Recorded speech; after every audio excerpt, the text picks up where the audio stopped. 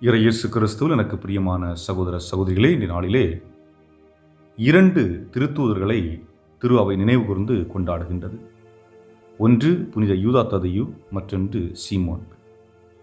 ஆக இந்த 2 பேருடைய விழாவினை சிறப்பிக்கின்ற இந்த வேளையிலே இந்த 2 பெயர்களையும் கொண்ட ஒவ்வொருவருக்கும் வாழ்த்துக்களையும் ஜெபங்களையும் உரித்தாக்கிக் கொள்ளுகின்றேன்.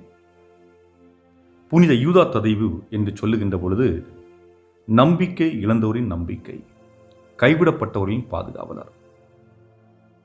அதாவது பல நேரங்களிலே மருத்துவர்களால் கைவிடப்பட்டிருப்பார்கள், ஏன் சொந்தக்காரர்களால் கைவிடப்பட்டிருப்பார்கள், கணவனால் கைவிடப்பட்டிருப்பார்கள், மனைவியால் கைவிடப்பட்டிருப்பார்கள், பிள்ளைகளால் கைவிடப்பட்டிருப்பார்கள். அப்படிப்பட்ட நிலையிலும் அவர்களுக்கு நம்பிக்கையும் ஊக்கத்தையும் கொடுத்து குடும்பத்தை ஒன்றிணைத்தவராக, குடும்பங்களை ஒன்றிணைத்தவராக, மருத்துவரால் கைவிடப்பட்டவர்களுக்கு நோயை நீக்கி குணப்படுத்தக்கூடியவராக, இன்று பல்வேறு நிலைகளிலே நொடிந்து போயிருந்த மக்களுக்கு ஆறுதல் கொடுத்து நம்பிக்கையும் கொடுத்து வாழ வேண்டும் என்று வாழ்வை செதுக்கி பலருக்கு கொடுத்த யூதா ததேயு அவர்கள், அதுபோன்று சீமோன் பேதுரு,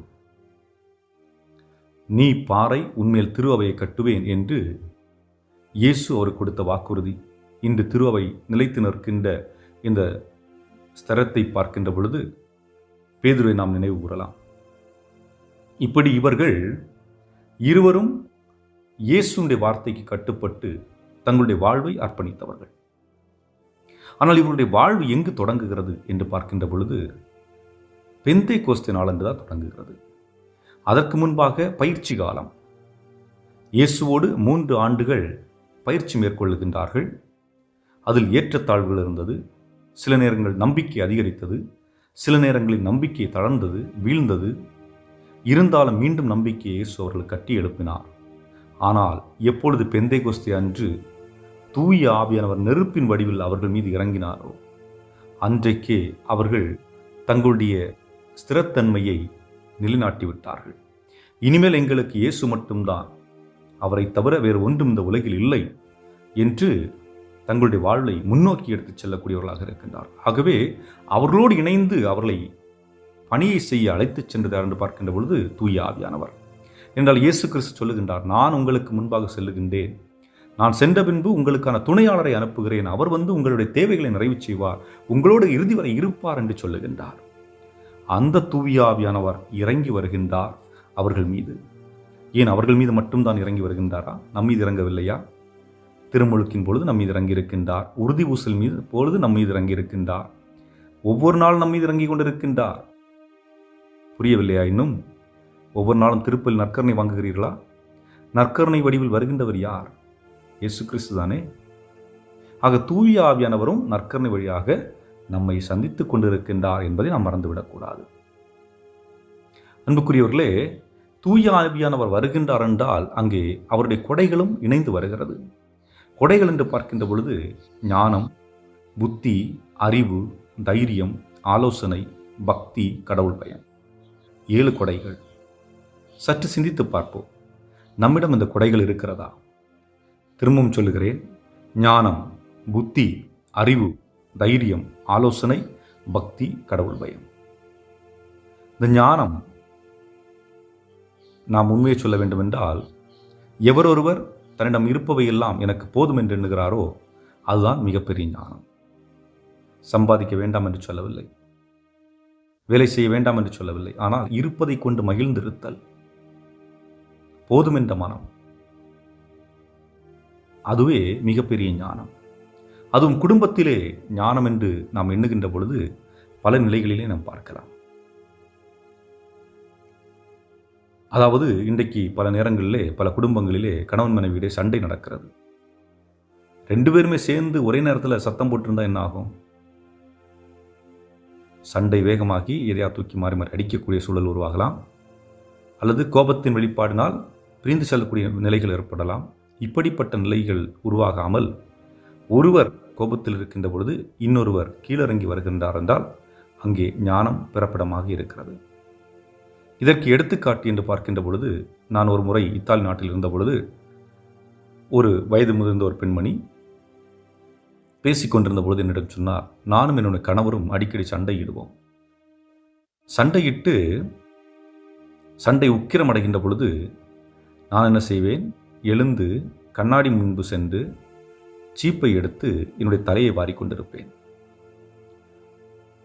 அவர் சிறிது நேரத்திலே சப்தத்தை அடக்கி விடுவார்.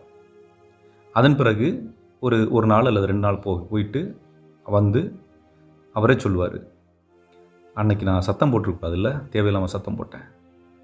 உணர்ந்து கொள்வதற்கு, தான் செய்கின்ற செயலை உணர்ந்து கொள்வதற்கு சில நிமிடங்களோ சில நாட்களோ தேவைப்படுகிறது. அதன் பிறகு மீண்டும் சகஜமாக பேச ஆரம்பித்து விடுவார்கள்.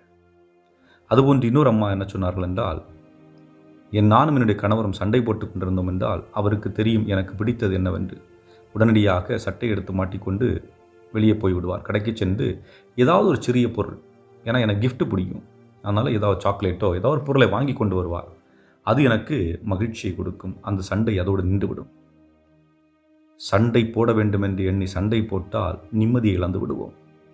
ஆனால் குடும்பம் மகிழ்ச்சியாக இருக்க வேண்டும் என்று எண்ணி வாழ்வில் நிகழ்கிறதென்றால் அங்கே நிச்சயமாக சண்டையே நடந்தாலுமே அது தேவையான ஒரு சூழலை உருவாக்கி அவற்றை நாம் அவற்றிலிருந்து மாற்றி அமைத்துக் கொள்ள முடியும் என்பதுதான். அதுபோன்று ஒரு செயலை வெவ்வேறு குணத்திலிருந்து பார்க்கலாம். சில நேரங்களில் கணவன் மனைவிக்குள்ள சண்டை வரும். கணவன் பாராட்டுவதற்காக எதை என்று சொல்லியிருக்கலாம். மனைவி என்ன சொல்லுவாங்க, நீ என்னை கிண்டல் பண்ணுற, என்னை நக்கல் பண்ணுற, என்னை கிரிட்டிசைஸ் பண்ணுற அப்படின்னு சொல்லிட்டு அவருடைய இன்டென்ஷன் அதுவாக இருக்காது. அவர் பாராட்ட வேண்டும் என்று தான் சொல்லியிருப்பார். அதுபோன்று மனைவி சில நேரங்களிலே பாராட்ட வேண்டும் என்று ஏதாவது சொல்லியிருக்கலாம். கணவன் நீ என்னை கிண்டல் பண்ணுற, கிரிட்டிசைஸ் பண்ணுற என்று சத்தம் போட ஆரம்பிப்பார்கள். ஒரு பொருளை இந்த பக்கத்திலிருந்து பார்த்தால் அது வேறு கோணமாக தெரியும், இன்னொரு பக்கத்திலிருந்து பார்த்தால் இன்னொரு கோணமாக தெரியும்.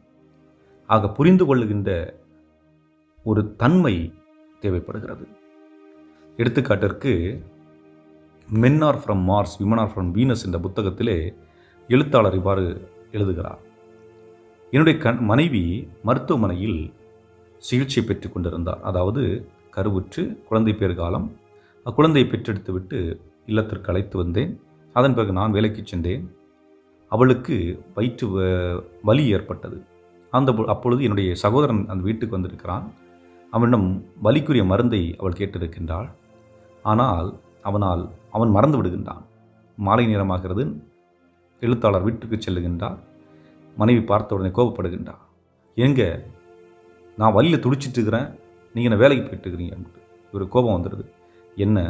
என்ன தீர்ப்பிடுறா, என்னை குறை சொல்கிறா அப்படின்னு சொல்லிட்டு அந்த இடத்த விட்டு கிளம்புறதுக்கு முற்படுறாரு. அப்போது அந்த மனைவி சொல்லுகிறா, எங்கே வாங்க, கொஞ்சம் பக்கத்தில் வந்து உட்காருங்க. உட்கார்ந்த உடனே அவர் மேல் சாய்ந்து கொள்ளுகிறாள். அப்பொழுதுதான் அவருக்கு புரிந்தது, நான் எண்ணிய தவறு. அவள் என்னுடைய உடனிருப்பை விரும்புகிறாள், என்னுடைய அரவணைப்பை விரும்புகிறாள். ஆனால் நான் அவள் என்னை தீர்ப்பிடுகிறாள் என்று எண்ணிக்கொண்டேன் என்று.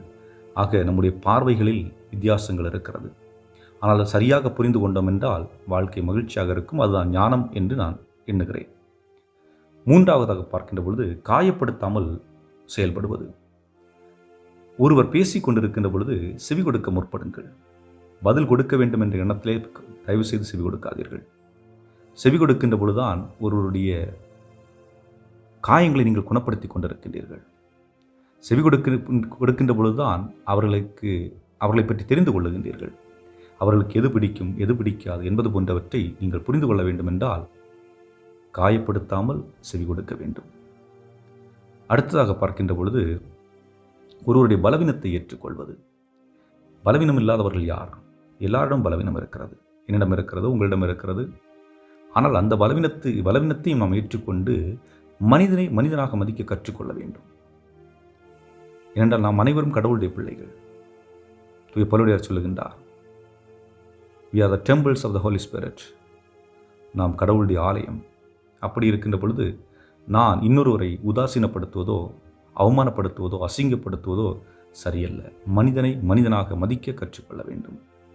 இறுதியாக குடும்பங்களிலே பிரச்சனை இருக்கிறது என்றால் ஒருவர் மற்றவரை கை காட்டுவதல்ல, மாறாக இருவரும் இணைந்து அந்த பிரச்சனைகளை சந்தித்து அதிலிருந்து சுமூகமாக வெளிவருவதற்கு முற்பட வேண்டும்.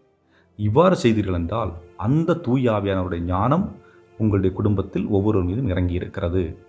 அந்த தூய ஆவியானுடைய புரிதல், புத்தி அங்கே ஏற்பட்டு இருக்கிறது. அந்த தூய ஆவியானுடைய அறிவு நீங்கள் பெற்றிருக்கின்றீர்கள். தூய ஆவியானுடைய தைரியத்தை நீங்கள் பெற்றிருக்கின்றீர்கள். தூய ஆவியானுடைய ஆலோசனையை நீங்கள் பெற்றிருக்கின்றீர்கள். உங்களுக்கு கடவுள் பக்தியும் இருக்கிறது, கடவுள் பயமும் இருக்கிறது. ஆகவே அன்புக்குரியவர்களே, சிந்தித்து பார்ப்போம். இந்த புனிதர்கள் தங்களுடைய வாழ்வில் இதைதான் வாழ்ந்தார்கள். அவர்கள் புனிதர்கள் என்ற அடையாளம் இருந்தாலும், திருத்தூதர்கள் என்ற அடையாளம் இருந்தாலும் சாதாரண மனிதர்கள் தான்.